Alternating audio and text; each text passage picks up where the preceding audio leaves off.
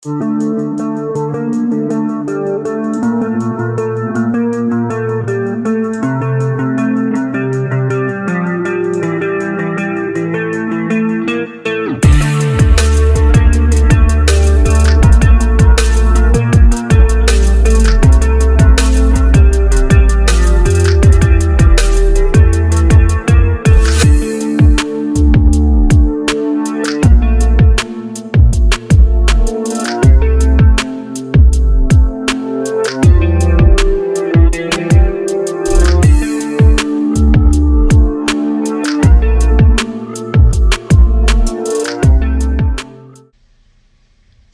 guys, John here, Infidel Garage. Got a couple updates to the ML4Dirty. Last video you saw, took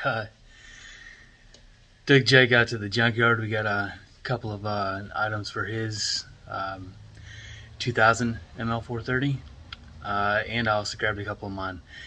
Looked like I only grabbed a fuse, but no, I got a couple extra things that should help this thing stay on the road a little bit longer this time. With new intake tube. So if you guys were following this build, you know I went all the way from, you know, my cool little aftermarket fucking universal cold air, hot air intake for right now, because there's no divider to keep the hot engine heat away from the air filter. There's like a nice little hole in there she can pull from with the open fender. I haven't had a problem with sucking up water or anything, but it is what it is for now. Had an issue because the two clips that clip on, one goes to the bottom of the throttle body and the other goes to the top back of the intake. And this is why my intake tube kept coming off. That piece was never there since I bought the darn thing. That's the one that goes to the top of the intake. And the bottom one, it also used to be right there. There. Focus. Hocus pocus, focus. Come on, thing. There we go. So it's kind of there, but the actual locking tab mechanism thing's gone. So this thing would not stay to the intake. No matter how many zip ties I use, it wouldn't stay there. And it kept losing the seal, pulling air, fresh air in right there at the throttle body. That means that air is not passing through the mass airflow sensor. If it's not passing through the mass airflow sensor, the engine's going to get confused. It's pulling in too much air, and it kills your throttle. Just goes basically into a null throttle position. No matter how much you press the gas, it's not going to go anywhere. So that's what happened to me. My last solo snow trip, I thought it was something to do with the pedal or the throttle sensor sitting over there. It was none of that. It was just the intake tube coming off. So I thought I remedied it by getting rid of the stock one, that broken piece of crap, and I made my own to go back there with hose clamps, 90 that went back there, another 90 that hit the throttle body, and it was some cobbled together mess. I just wanted to test it. And you know, like I like to do a lot of R&D testing, and sometimes it doesn't pan out. That's one of the things that did not pan out. There's just not enough meat on that throttle body to actually get a hose clamp to clamp onto, but it easily. There's not enough meat there for it. So finally went to the junkyard. I got a new one of those. What else did I get? Oh yeah, new seat. So since I've owned this thing, the driver's seat, it's in good condition. I mean, ain't nothing wrong with that. Of course, it's got the broken side thing, but the worst part was it would not move back and forth. The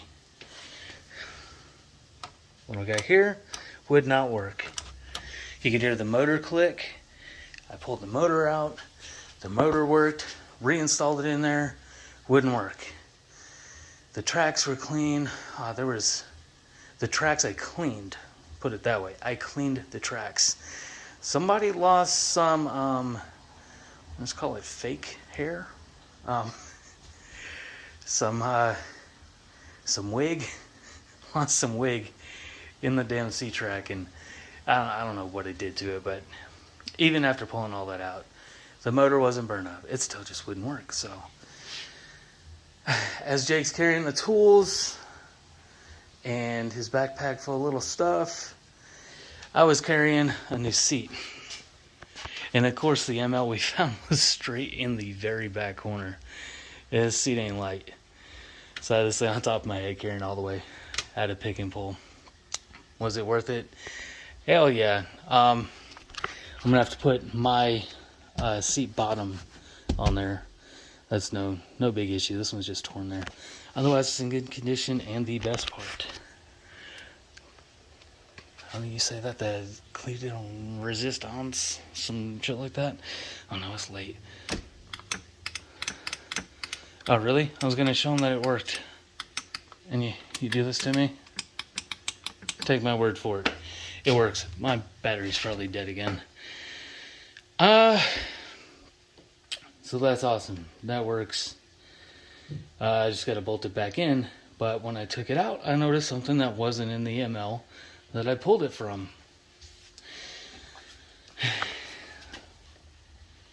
This says it's an ML Bose subwoofer. A163 Bose subwoofer. I didn't have a Bose system in this. Not the deck. Not the stock speakers. Nothing in this is Bose. The aftermarket head unit works, so there's no what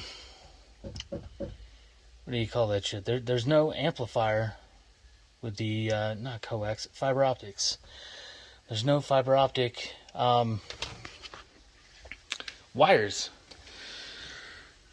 So if you guys can tell me what that is, mucho apreciado.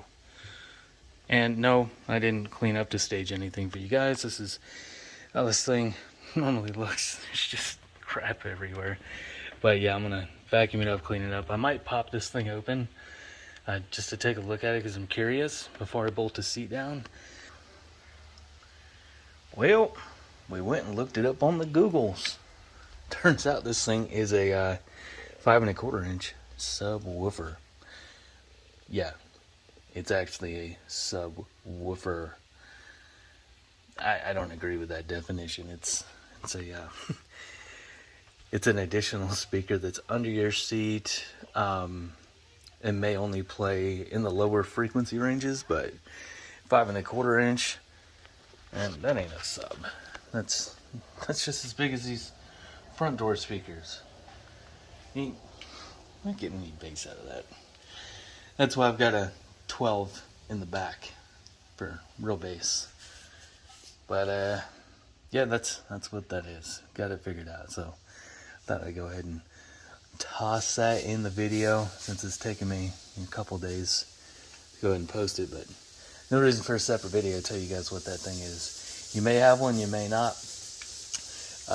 Like I said, it's a Bose unit, and I do not have the Bose system in this. This came factory with just the Mercedes stuff, so no Bose except for this. But it has been kind of funny. I never knew that was there, but if I have the stereo blasting pretty loud, I could always feel a faint little puff breeze on the back of my legs as I'm sitting here, and I'm wondering if that's, you know, the air coming out of this thing. I wouldn't think it would be enough from a door speaker. I have no idea, but it's there. I don't have a Bose system, so really confused. If it does nothing, I'll just take it out. If it does something, guess I'll leave it. But yeah, battery's definitely dead. You can see that I've got 8.8 and it's falling. I got something parasitically dragging on this damn thing. I gotta figure out what the hell that is too. That doesn't help the lights are on. What else? No more updates. Nope. That's about it. So you won't probably see another video from me for about a month. Come back, we'll be doing a little bit more maintenance to Jake's truck. Let's see what we're gonna do. He's got a master cylinder on the way, so we're gonna have to do that. And just other random stuff. This one though,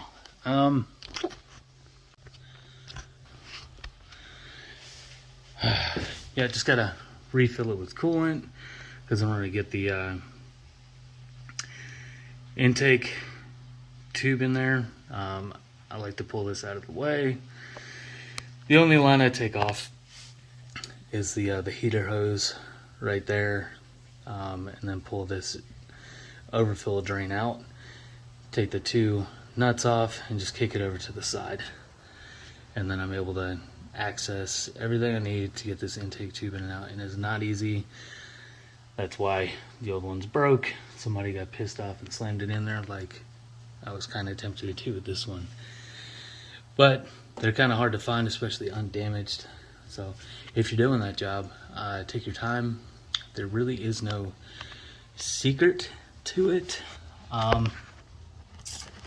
There's that coolant line in the back, which you can see running in front of the silver AC lines.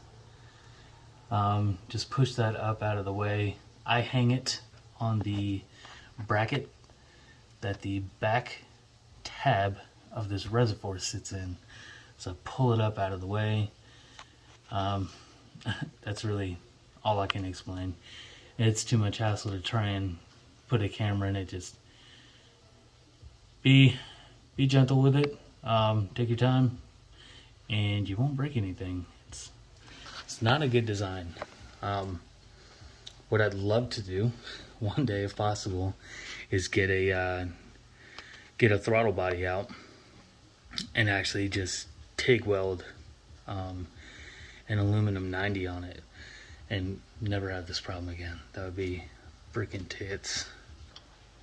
Also, Jake's got to get a new fan clutch.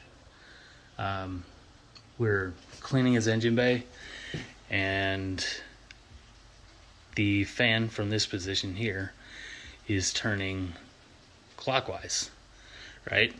This way.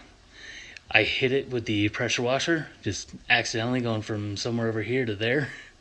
I hit a blade and the fan started spinning counterclockwise, started spinning backwards. That's how bad the fan clutch was.